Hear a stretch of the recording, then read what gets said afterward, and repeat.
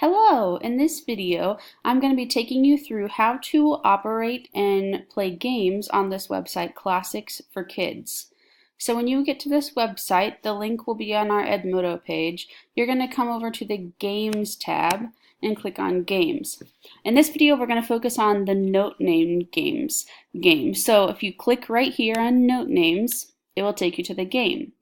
If you need a quick refresher, scroll down here and it has the treble clef. Don't worry about the bottom part on the bass clef. We have not learned that yet, and we probably won't learn that this year.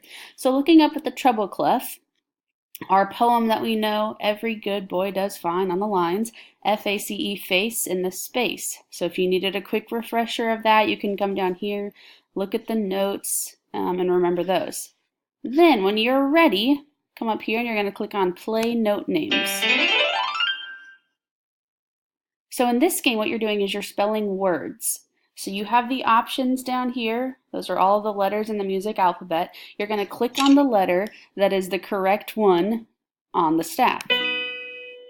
If you get a letter incorrect, if you get it wrong, you'll hear it makes a noise at you. It won't let you pick that. So this word was big. Then keep going on to the next one.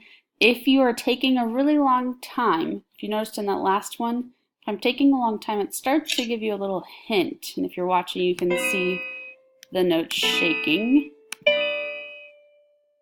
And then you've got another word correct.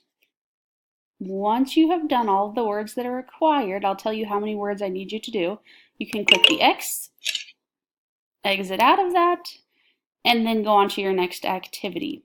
So that is how we play the game Note Names on the Classics for Kids website.